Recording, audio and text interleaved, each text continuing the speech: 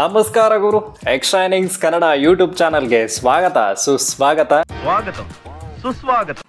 ಏನ್ ಗುರು ಇದು match? KKR ಅವ್ರಿಗೆ ಏನ್ ಇಷ್ಟು ಈಸಿ ವಿನ್ ಆದ್ರಲ್ಲ ಅಂತ. ಆಲ್ರೌಂಡ್ ಪರ್ಫಾರ್ಮೆನ್ಸ್ ಗುರು KKR ಕಡೆಯಿಂದ ಸೂಪರ್ ಆಗಿ ಆಡಿದ್ರು. ಬ್ಯಾಟಿಂಗಲ್ಲೂ ಸೂಪರು, ಬೌಲಿಂಗಲ್ಲೂ ಸೂಪರು.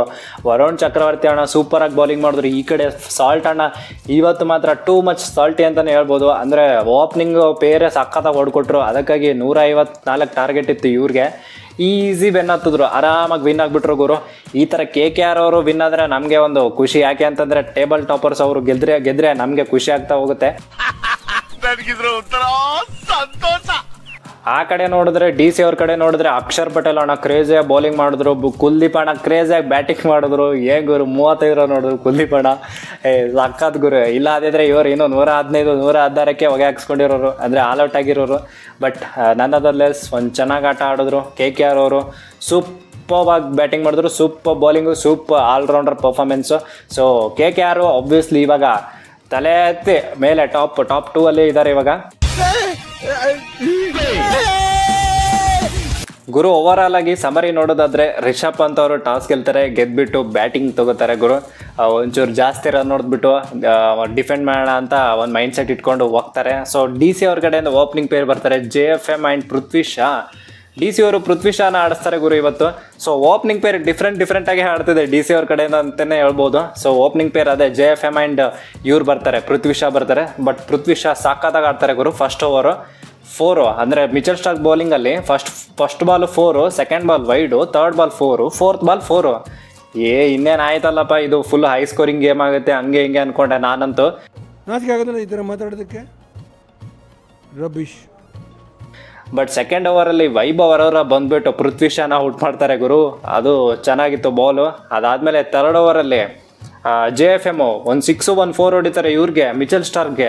ಅದಾದಮೇಲೆ ಅವರು ಔಟ್ ಆಗ್ತಾರೆ. ಸೊ 3 ಓವರ್ಸ್ಗೆ 30 for 2 ಇದ್ರು DC ಅವರು.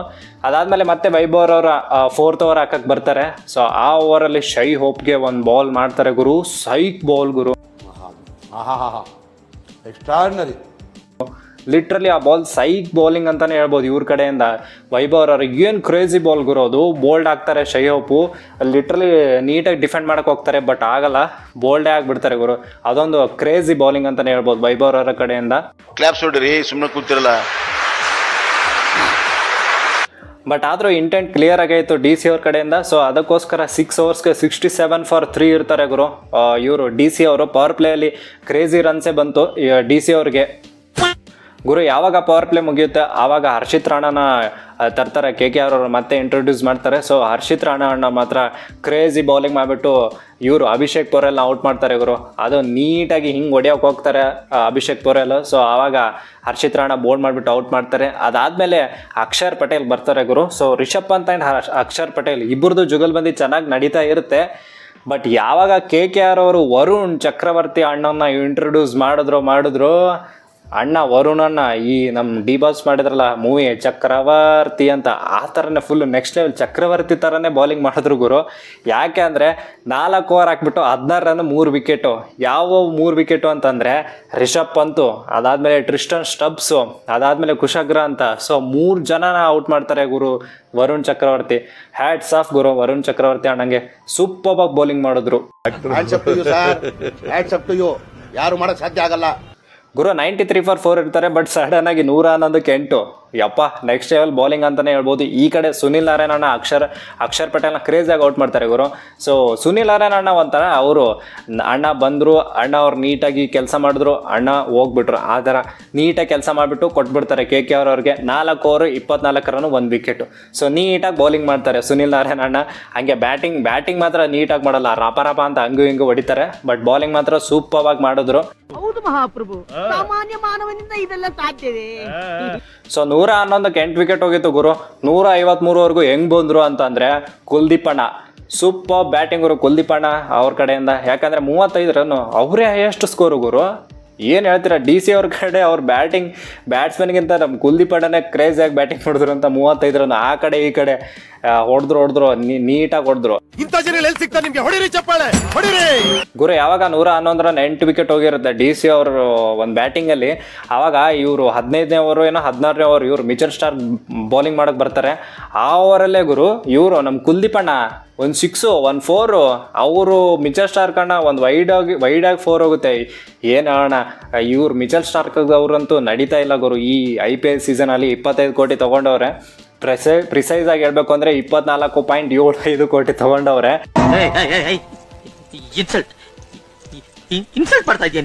ಬಟ್ ಮಿಚೆಲ್ ಸ್ಟಾರ್ಕ್ ಅವ್ರ ಕಡೆಯಿಂದ ಕ್ರೇಜಿ ಪರ್ಫಾರ್ಮೆನ್ಸ್ ಬರಬೇಕು ಗುರು. ಇನ್ನೊಂದು ಭಯ ಏನಪ್ಪ ಅಂತಂದರೆ ಇಲ್ಲಿಗೆ ಪರ್ಫಾರ್ಮೆನ್ಸ್ ಬರ್ತಿಲ್ಲ, ಬಟ್ ವರ್ಲ್ಡ್ ಕಪ್ಪಲ್ಲಿ ಪರ್ಫಾರ್ಮೆನ್ಸ್ ಬಂದರೆ ಏನು ಮಾಡೋಣ ಹೇಳೋಕ್ಕಾಗಲ್ಲಪ್ಪ. ಇವ್ರು ಆಸ್ಟ್ರೇಲಿಯಾ ಅವ್ರು ಯಾರು ನಂಬಬೇಕು ಯಾರನ್ನು ಬಿಡಬೇಕು ಅಂತಲೇ ಗೊತ್ತಾಗಲ್ಲ ಗುರು. ಮಿಚೆಲ್ ಸ್ಟಾರ್ಕ್ ಫಾರ್ಮಲ್ಲಿ ಬಂದರೆ ಉಡೀಸ್ ಮಾಡಿಬಿಡ್ತಾರೆ ಅವರು. ಸೊ ಆದರೂ 3 overs 43 runs ಒಂದೇ ವಿಕೆಟ್ ತೊಗೊಂಡ್ರು, ಅದು JFM ಅವ್ರದ್ದು. ಬಟ್ ಈ ಕಡೆ ಅಂದರೆ ಲೈಕ್ ಇವ್ರನ್ನ ಬಿಟ್ಟು ವೈಭವ್ ಅವರ ಆಯಿತು, ಮತ್ತು ಇವರು ಹರ್ಷಿತ್ ರಾಣಾ ಆಯಿತು, ವರುಣ್ ಚಕ್ರವರ್ತಿ, ಸುನಿಲ್ ನಾರಾಯಣ್ ಎಲ್ಲ ಕ್ರೇಜಿ ಬೌಲಿಂಗ್ ಮಾಡಿದ್ರು ಗುರು. ಸೊ ಓವರಾಲ್ ಆಗಿ 153ಕ್ಕೆ 9 ವಿಕೆಟ್ ಹೋಯ್ತು DC ಅವ್ರದ್ದು. ಸೊ ಇವ್ರು 154 ಟಾರ್ಗೆಟ್ ಕೊಟ್ಟರು ಗುರು DC ಅವರು KKR ಅವ್ರಿಗೆ. ಗುರು ಸೆಕೆಂಡ್ ಇನ್ನಿಂಗ್ಸಿಗೆ ಬರೋದಾದರೆ KKR ಕಡೆಯಿಂದ ಫಿಲಿಪ್ ಸಾಲ್ಟ್ ಆ್ಯಂಡ್ ಇವರು ಸುನಿಲ್ ನಾರಾಯಣ್ ಓಪನಿಂಗ್ ಬರ್ತಾರೆ. ಯಪ್ಪ ಈ ಓಪನಿಂಗ್ ಪೇರು ಫುಲ್ ಭಯಾನಕ ಓಪನಿಂಗ್ ಪೇರು. ಫಸ್ಟ್ ಓವರಲ್ಲೇ ಗುರು ಲಿಜಾರ್ಡ್ ವಿಲಿಯಮ್ಸು ಬೌಲಿಂಗ್ ಮಾಡ್ತಾರೆ. ಫಸ್ಟ್ ಓವರಲ್ಲಿ 23 ರನ್ ಬರುತ್ತೆ ಗುರು. ಈ ಸುನಿಲ್ ನರೇನು ಆ್ಯಂಡ್ ಇವ್ರು ಫಿಲಿಪ್ ಸಾಲ್ಟ್ ನಾಯಿ ಹೊಡೆದಂಗೆ ಹೊಡಿತಾರಪ್ಪ. ಅವ್ರು ಓಪನಿಂಗ್ ಪೇರ್ ಗೊತ್ತಲ್ಲ, ಭಯಾನಕ ಓಪನಿಂಗ್ ಪೇರು. ಸೊ ಫಸ್ಟ್ ಓವರಲ್ಲೇ 23 ಬರುತ್ತೆ. ಆ್ಯಂಡ್ ಪವರ್ ಪ್ಲೇಲೆ 6 ಓವರ್ಗೆ 79 ಹೊಡಿತಾರೆ ಗುರು. ಯಪ್ಪ ಏನು ಆಡ್ತಾರಪ್ಪ ಇವರಿಬ್ಬರು ಅಂದರೆ ಒಂಥರ ಕ್ರೇಜಿ ಓಪನಿಂಗ್ ಪೇರ್ ಅಂತಲೇ ಹೇಳ್ಬೋದು ಗುರು. ಈ IPL ಸೀಸನಲ್ಲೇ ಸಕ್ಕತ್ತಾಗಿರೋ ಓಪನಿಂಗ್ ಪೇರು ಅಂತಂದರೆ Travis Head, Abhishek Sharma and ಇವರಿಬ್ಬರು Sunil Narayan and Philip Salt ಇಬ್ಬರು ನೆಕ್ಸ್ಟ್ ಲೆವೆಲ್ ಬ್ಯಾಟಿಂಗ್ ಮಾಡಿದ್ರು ಗುರು. ಬಾಂಬೆ ಮುಂಬೈ ಆಗ್ಬೋದು, ಬ್ಯಾಂಗ್ಳೂರು ಬೆಂಗಳೂರು ಆಗ್ಬೋದು, ಆದರೆ ನಾನು ಮಾತ್ರ ಚೇಂಜ್ ಆಗೋದೇ ಇಲ್ಲ. ಈ ಕಡೆ DC ಅವ್ರ ಕಡೆಯಿಂದ ಒಂದು ಟ್ಯಾಕ್ಟಿಕ್ಸ್ ಎರರ್ ಅನಿಸುತ್ತೆ. ಅಂದರೆ ಲೈಕ್ ಅನಿಸುತ್ತೆ, ಯಾಕೆ ಅಂತಂದರೆ ಅಕ್ಷರ್ ಪಟೇಲ್ನ ಸ್ವಲ್ಪ ಬೇಗ ತರ್ಬೋದಾಗಿತ್ತು ಬಾಲ್ ಟರ್ನ್ ಆಗ್ತಿರೋ ಕಾರಣದಿಂದ. ಆ್ಯಂಡ್ ಅಕ್ಷರ್ ಪಟೇಲ್ ಈ ಒಂದು ಪಿಚ್ಚಲ್ಲಿ ಆರ್ಮ್ ಬಾಲ್ ಇಟ್ಕೊಂಡು ಸ್ಟ್ರೇಟಾಗಿ ಹಾಕ್ತಾರೆ. ಸೊ ಗೊತ್ತೇ ಆಗಲ್ಲ ಬಾಲರ್ಗೆ, ಅಂದರೆ ಲೈಕ್ ಬ್ಯಾಟ್ಸ್ಮನ್ಗೆ ಸ್ಟ್ರೇಟ್ ಬರುತ್ತಾ ಸ್ಪಿನ್ ಆಗುತ್ತೆ ಅಂತಲೇ ಗೊತ್ತಾಗಲ್ಲ. ಸೊ ಅವ್ರನ್ನ ಸ್ವಲ್ಪ ಬೇಗ ತರ್ಬೋದಾಗಿತ್ತು. ಹೌದು ಸರ್, ಹೌದಲ್ಲ? ಹೌದಾ, 100% ಸರ್, ಸತ್ಯವಾದ ಮಾತು ಸರ್. ಗುರು ಪವರ್ ಪ್ಲೇ ಆದಮೇಲೆ ಅಕ್ಷರ್ ಪಟೇಲ್ನ ತರ್ತಾರೆ. ಅಕ್ಷರ್ ಪಟೇಲ್ ಅಣ್ಣ ಸುನಿಲ್ ನಾರಾಯಣ್ನ ಔಟ್ ಮಾಡ್ತಾರೆ. ಬಟ್ ಸುನಿಲ್ ನಾರಾಯಣ್ ಅಣ್ಣ ಔಟ್ ಆದಮೇಲೆ ಫಿಲಿಪ್ ಸಾಲ್ಟ್ ಅಣ್ಣ ಅವರು ಯಾರಾದರೂ ಔಟ್ ಆಗಲಿ ನಾನು ಹೊಡಿತೀನಿ ಅಂತ ಅವರು ಈ ಮ್ಯಾಚಲ್ಲಿ ನೆಕ್ಸ್ಟ್ ಲೆವೆಲ್ ಬ್ಯಾಟಿಂಗ್ ಮಾಡ್ತಾರೆ ಗುರು. 68 ರನ್ ಹೊಡಿತಾರೆ, ರಪ ಅಂತ ಹೊಡೆದು ಅವರು ಔಟ್ ಆಗಿಬಿಡ್ತಾರೆ.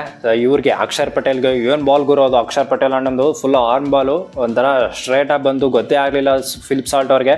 ಕ್ರೇಜಿ ಬಾಲ್ ಅದು ಮಾತ್ರ ಏನಂತೀರಾ? ಬಟ್ 1 ವಿಕೆಟ್ ಹೋದ್ಮೇಲೆ ರಿಂಕು ಸಿಂಗ್ ಬರ್ತಾರೆ ಗುರು. ಇದೊಂದು ಸರ್ಪ್ರೈಸ್, ಯಾಕೆಂದ್ರೆ ರಿಂಕು ಸಿಂಗ್ಗೆ ಬ್ಯಾಟಿಂಗೇ ಸಿಕ್ಕಿರಲಿಲ್ಲ. ಸೊ ಒಂಚೂರು ಬ್ಯಾಟಿಂಗ್ ಮಾಡಲಿ, ಇವಾಗಲೇ ಪ್ರಾಕ್ಟೀಸ್ ಆಗಲಿ ಅಂತಲೇ ಕಳಿಸಿದ್ರು ಅನ್ಸುತ್ತೆ. ಸೊ ರಿಂಕು ಸಿಂಗು ಲಿಜಾರ್ಡ್ ವಿಲಿಯಮ್ಸು ಅವ್ರ ಬಾಲಿಂಗಲ್ಲಿ ಔಟ್ ಆಗ್ತಾರೆ. ಈ ಲಿಜಾರ್ಡ್ ವಿಲಿಯಮ್ಸ್ ಬಗ್ಗೆ ಏನು ಹೇಳೋಣ, ಫಿಲಿಪ್ ಸಾಲ್ಟ್ ಕ್ಯಾಚ್ ಬಿಟ್ರು, 1 4 ಬಿಟ್ರು. ಪಾಪ ಹೋಗಿದ್ದ ಬಾಲೆಲ್ಲ ಅವ್ರ ಕಡೆನೇ ಹೋಗ್ತಿದೆ. ಅವ್ರು ನೋಡಿದ್ರೆ ಒಂಚೂರು ಆ ಕಡೆ ಈ ಕಡೆ ಫಂಬಲ್ ಮಾಡ್ತಿದ್ರು. ಅಂದರೆ ಪಾಪ ಅನಿಸ್ತು, ಬಟ್ ಆದರೂ ಚೆನ್ನಾಗಿ ಮಾಡಿದ್ರು ಬೌಲಿಂಗು. ರಿಂಕು ಸಿಂಗ್ನ ಔಟ್ ಮಾಡಿದ್ರು. ಆ್ಯಂಡ್ ರಿಂಕು ಸಿಂಗ್ ಔಟ್ ಆದಮೇಲೆ ಗುರು ಶ್ರೇಯಸ್ ಅಯ್ಯರ್ ಆ್ಯಂಡ್ ಇವರು ನಮ್ಮ ವೆಂಕಿ ಅಯ್ಯರ್ ಇಬ್ಬರು ಅಯ್ಯರ್ಸು ಚೆನ್ನಾಗಿ ಆಡ್ಬಿಟ್ಟು ನೀಟಾಗಿ ಗೆಲುವನ್ನು ತಂದುಕೊಟ್ರು ಇವ್ರಿಗೆ, KKR ಅವ್ರಿಗೆ. Congratulation brother, congratulation. ಓಕೆ. ಈ ಥರ ಟೇಬಲ್ ಟಾಪರ್ಸ್ ಏನಾದರೂ ಗೆದ್ದರೆ ನಮಗೆ ಖುಷಿ ಅಂದರೆ ಖುಷಿ ಆಗುತ್ತೆ. ಯಾಕೆ ಅಂತಂದರೆ ಈ ಟೇಬಲ್ ಟಾಪರ್ಸ್ ಗೆದ್ದಿರೋದ್ರಿಂದ ಈ DC ಅವರು ಅಂದರೆ ಲೈಕ್ 11 ಮ್ಯಾಚಲ್ಲಿ 5 ಆಯಿತು, ನಾವು 10 ಮ್ಯಾಚಲ್ಲಿ 3. ಸೊ ಹಂಗೆ ಇವರು DC ಅವ್ರು ಇನ್ನೂ ಸೋಲ್ತಾ ಹೋದರೆ ನಾವು ಹಂಗೆ ಮೇಲೆ ಹೋಗ್ತೀವಿ ಗುರು. ಯಾಕಂದ್ರೆ ಲೈಕ್ ಆಬ್ವಿಯಸ್ಲಿ ಟಾಪ್ 2 ಈಗ KKR ಆ್ಯಂಡ್ RR ಟಾಪ್ 2 ಇದ್ದಂಗೆ ಲೆಕ್ಕ. RR ಆಬ್ವಿಯಸ್ಲಿ ಟಾಪ್ 1, KKR ಅದಾದ್ಮೇಲೆ ಟಾಪ್ 2 ಅಂದಂಗೆ ಲೆಕ್ಕ.